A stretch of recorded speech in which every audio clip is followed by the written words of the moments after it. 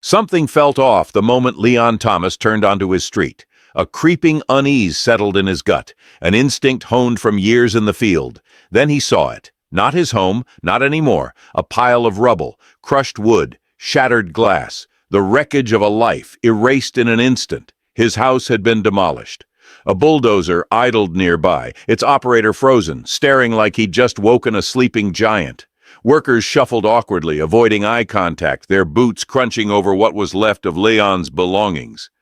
Leon didn't need to guess who was inside. They had made the biggest mistake of their lives. They had bulldozed the wrong house. And the owner? A federal agent. A man who spent his career hunting criminals who thought they were untouchable. Leon Thomas wasn't just any man. He was a reckoning. And now he was out for blood. This story is going to make your blood boil. They bulldozed the wrong house, and now the man they wronged is out for revenge. Have you ever dealt with a power-hungry HOA? Then you need to hear this. Stick around, because by the end, you'll be cheering for justice. And if you hate HOA bullies, smash that like button and share this with someone who needs to see it. Also, drop a comment telling us where you're watching from. We want to hear from you. Leon Thomas had been looking forward to a quiet weekend. A rare moment of peace in his high-pressure job as a federal agent. For years, he had operated in the shadows, dismantling criminal enterprises, bringing down men who thought they were above the law. But today, all he wanted was something simple: his home, his solitude, his bed. But as he turned onto his street, something felt off. A gut-wrenching tightness gripped his chest. It was the same instinct that had saved his life on countless operations. Something was wrong, and then he saw it. Nothing. Where his house had stood just days ago, there was now only a wasteland of destruction. His breath hitched, and for the first time in years, his mind went blank. Splintered wood, shattered glass, and the remains of his life were scattered like discarded trash. The air was thick with dust, carrying the scent of fresh devastation. His home, his refuge, was gone. A bulldozer idled nearby, its engine humming like a beast that had just fed. Construction workers loitered, shifting awkwardly, their faces pale as they stole nervous glances in his direction. They knew they had just ruined a man's life. Leon's fists clenched at his sides, not from rage. No, rage was too simple. This was deeper, a slow-burning fire that crawled into his bones, a wrath that required control. His pulse pounded in his ears, but outwardly he remained composed. He had been trained for chaos. The years of tactical training, interrogations, and operations had honed him into something more than just a man. He was a weapon, a storm with a pulse. And now the storm had arrived at Crestwood Estates. He reached into his pocket, pulling out his phone with the same precision he would use to draw his weapon. His fingers dialed without hesitation. The HOA office. He needed answers. The line rang. Once, twice. Then, a voice. Crestwood Homeowners Association. This is Lisa speaking. How may I assist you? Leon closed his eyes for a brief moment, letting the rage settle into something lethal, something measured. His voice, when it came, was smooth, controlled, a loaded gun waiting to fire. Lisa, he said evenly, I'd like to speak to Mrs. Whitman, now. There was a pause. A hesitation so small most people wouldn't have noticed it. But Leon did. He heard the way her breath caught, the slight shift in her tone when she responded. Mrs. Whitman is in a meeting, sir. Can I ask what this is regarding? Leon exhaled slowly, his grip tightening around the phone. Tell her it's regarding my house, the one your people just demolished. Silence. Then, shuffling, papers moving. The sound of Lisa shifting uncomfortably in her chair. Sir, I wasn't aware of any demolition orders for... Leon cut her off, still calm, still controlled. Lisa, I need you to do something for me. I need you to walk into that meeting, put your hand on her shoulder, and tell her she has exactly 5 minutes to clear her schedule. Because if she doesn't, I will walk into that office myself, and I promise you, that will be a far bigger problem. More silence. Then a swallow. Lisa wasn't just a secretary. She was someone who had worked under Karen Whitman long enough to know when trouble was coming. And trouble had just called her phone. One moment, sir. Let me check her availability.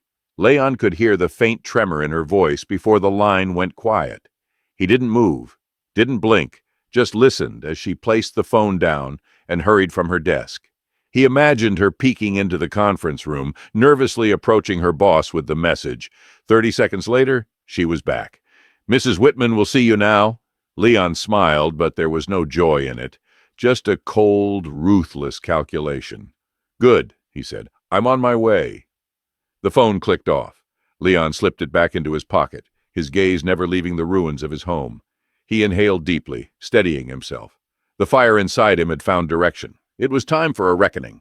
Across town, in a luxurious, air-conditioned office, Karen Whitman, the iron-fisted president of the Crestwood Homeowners Association, sat like a queen on her throne, savoring the moment of her latest triumph. The air smelled of expensive perfume and freshly brewed espresso, a stark contrast to the destruction she had just ordered. The sound of her gold bracelet tapping against her mahogany desk echoed through the office, rhythmic, deliberate, almost like a countdown to something inevitable. She smirked, taking a slow sip of her overpriced espresso, the rich taste settling on her tongue like victory itself. "Finally," she muttered, barely above a whisper, as if savoring the words, "that eyesore is history." A knock at the door disrupted her moment of self-congratulation. Her hand froze mid-air, cup hovering just below her lips. Her sharp, manicured nails clicked against the porcelain as she set it down with a soft clink, irritation flickering across her features. The door cracked open just enough for Lisa, her secretary, to poke her head in. The woman's posture was stiff, her fingers gripping the edge of the door like she needed it to stay upright. "Ma'am, there's someone here to see you," Lisa said, voice barely above a murmur, eyes darting down as if she had just spoken a curse. Karen sighed dramatically, rolling her eyes. "If it's another homeowner crying about regulations, tell them to take it up with the appeals board." Her voice dripped with condescension, each word perfectly enunciated, as if she were addressing a particularly slow-witted child. Lisa hesitated. A visible shudder ran through her shoulders, but she tried to mask it with a forced swallow. "I think you should see him." Karen narrowed her eyes. "You think," she repeated, her voice turning razor-sharp, laced with venom. "Lisa, your job isn't to think. Your job is to filter out the nonsense so I don't have to deal with it." Lisa nodded quickly, a bead of sweat forming at her temple. "Yes, ma'am, but—" Before she could finish, the door swung open, hard. Karen's espresso nearly tipped over as she jumped, her breath catching in her throat. Leon Thomas stepped inside, a man like a storm, controlled, inevitable. He moved with purpose, his steps deliberate, the air around him charged like the sky before a hurricane. He didn't just enter, he owned the space, his presence commanding every molecule of air in the room. Karen's fingers tightened around the armrests of her chair, her nails digging into the leather, but she forced herself to maintain composure. Leon reached up and removed his sunglasses. Ice-blue eyes locked onto Karen, cold and calculating, dissecting her as if she were prey. Lisa, standing behind him, seemed to shrink into herself. She knew, everyone in this office knew, that something irreversible had just been set into motion. Karen, refusing to be intimidated, straightened her back and flicked an uninterested glance at him. "And you are?" she asked, lazily swirling the remains of her espresso as if he were nothing more than a minor inconvenience. Leon didn't flinch, didn't blink, didn't move beyond stepping closer to her desk, closing the space between them with the oppressive weight of something unspoken. With a calculated motion, he reached into his inner coat pocket and pulled out a folded document. He placed it on her desk with deliberate force, the soft thunk reverberating like a gunshot in the thick silence. Karen's smirk faltered just for a fraction of a second, but she recovered quickly, raising an eyebrow at him like a disapproving teacher. Leon's voice, when he finally spoke, was steel-wrapped in silk. "I'm the owner of the house you just bulldozed." A pin could have dropped, and the sound would have been deafening. Lisa took an instinctive step back, her pulse visible in her throat. Karen's fingers twitched slightly as she reached for the paper, unfolding it with exaggerated ease, as if she weren't rattled. Title deed, Leon Thomas, taxes paid, no violations, no outstanding notices. Her lips parted slightly, color draining from her face. The room felt smaller, the walls closing in. For the first time in her life, Karen Whitman had made a mistake she couldn't weasel her way out of. Before he confronted Karen, as Leon stood amidst the rubble of his home, his hands shook as he picked through the wreckage, his heart pounding. Everything he had built, every piece of his life, was now a pile of rubble. But as he moved through the debris, something caught his eye. A dull metal box, half buried beneath shattered beams and torn-up flooring. His gut twisted. It didn't belong there. He crouched, brushing dirt off the surface. The box was heavy, dented, and its lock was busted open from the impact. Something inside him screamed to leave it alone, but his instincts, honed from years of chasing down criminals, told him different. He pried it open and his breath caught. Stacks of old papers yellowed with age, a bundle of faded photographs, and resting at the very top, a small black handgun wrapped in a cloth that crumbled at his touch.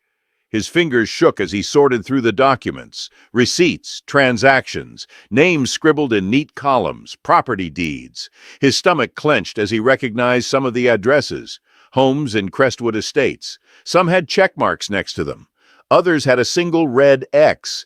Leon knew what that meant. He had seen it before, in criminal organizations and corrupt real estate scams. Homeowners who refused to play along didn't just lose their homes, they disappeared. He flipped to the next page, his hands tightening, and then he saw it. A photograph. Karen Whitman, smiling, standing next to a man Leon recognized immediately.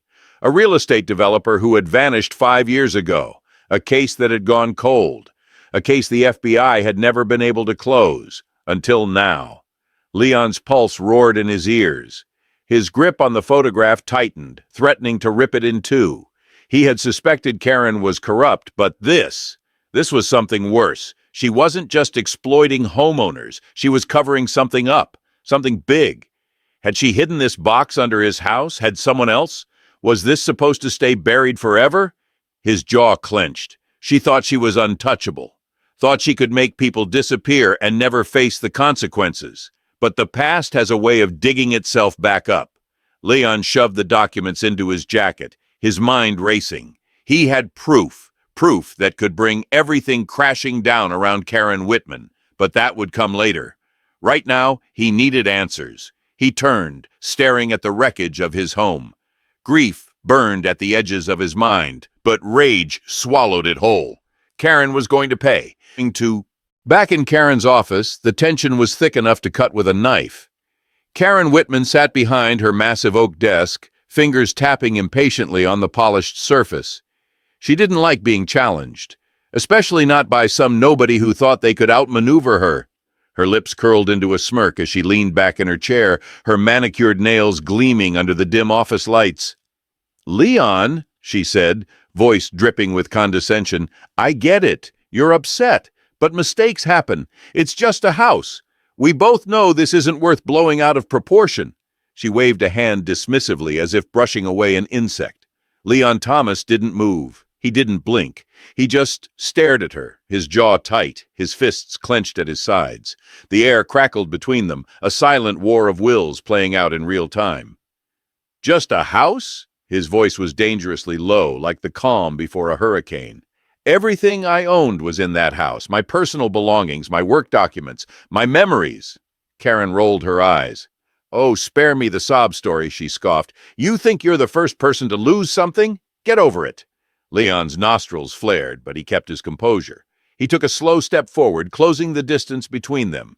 "This isn't about losing something. It's about what you did. You had no right to demolish my home." Karen chuckled, a cold, mirthless sound. "No right? Honey, I am the HOA. My word is law here. If I say something has to go, it goes." Behind her, her secretary, Lisa, shifted uncomfortably, casting a nervous glance at the exit. She had seen Karen in action before, had seen her reduce grown men to shaking wrecks. But there was something different about Leon. He wasn't backing down. Leon exhaled through his nose, shaking his head slightly. "You have no idea who you just messed with."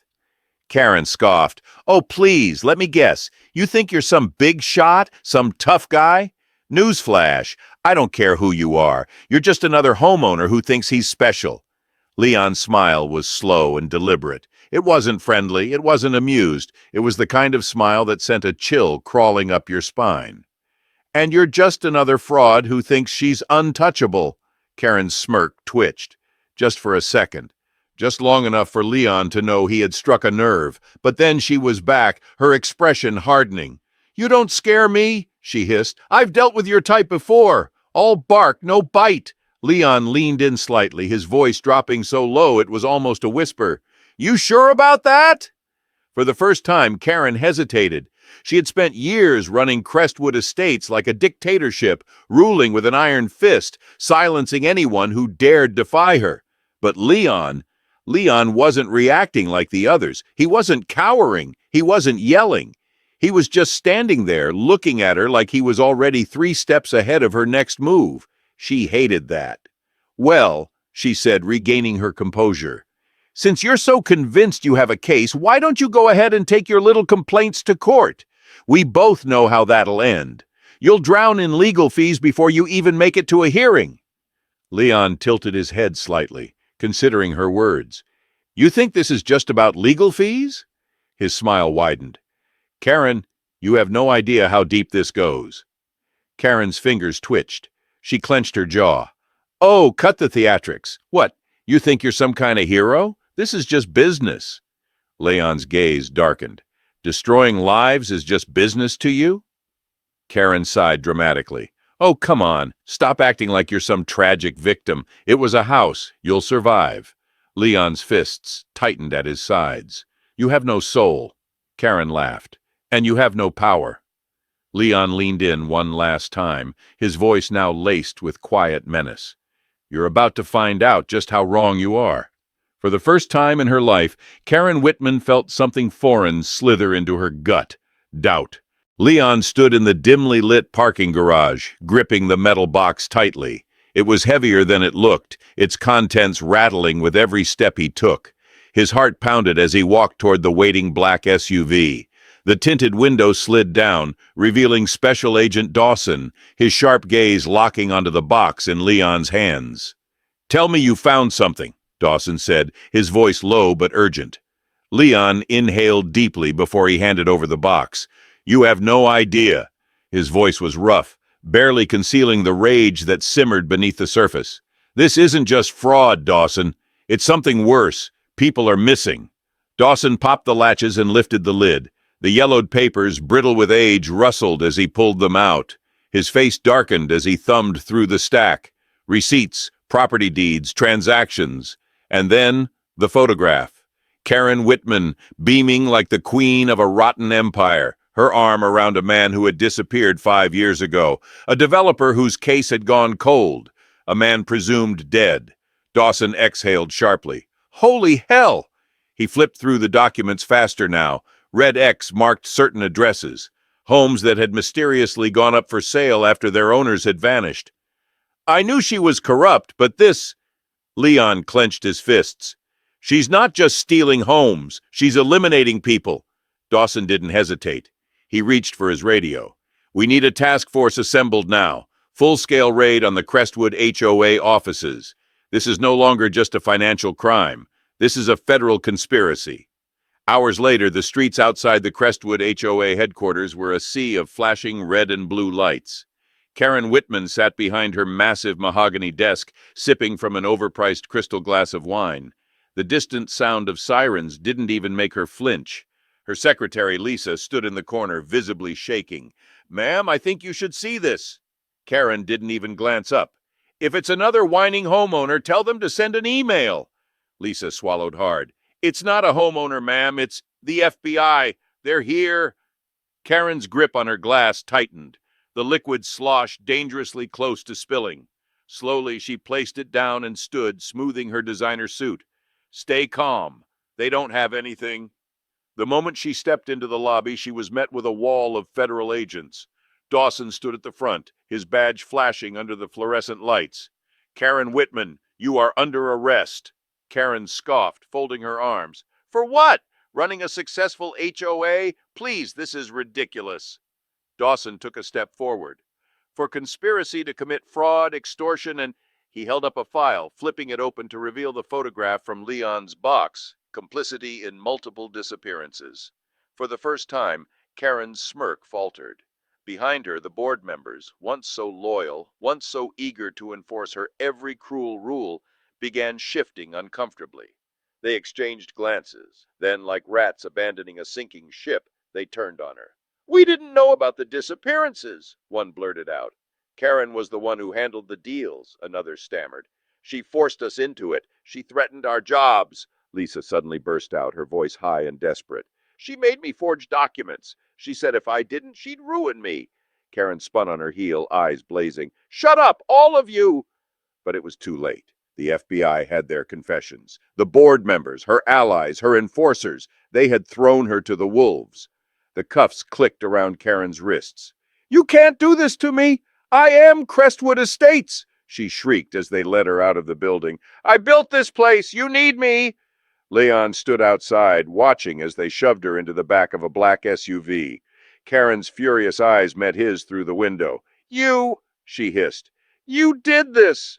Leon stepped closer, his face cold, unyielding. "No, Karen, you did this to yourself." The door slammed shut, sealing her fate. As the convoy of federal vehicles pulled away, the residents of Crestwood Estates stepped onto their porches, watching. Some cheered, some whispered, but all of them knew the reign of Karen Whitman was finally over. Karen Whitman's trial was a spectacle. Prosecutors laid out her crimes: fraud, embezzlement, extortion, and conspiracy to commit kidnapping. Leon sat in the courtroom, watching as her carefully constructed empire crumbled around her. The jury took less than 3 hours to reach a verdict: guilty. The judge delivered the sentence: life in prison. Leon exhaled slowly, satisfaction washing over him. Justice had been served. And Crestwood Estates, free at last. Justice had been served. But what about you? Have you ever had a nightmare HOA experience? Share your story in the comments. And if you love seeing corrupt HOA leaders get what they deserve, smash that like button and hit subscribe. You won't believe what's coming next.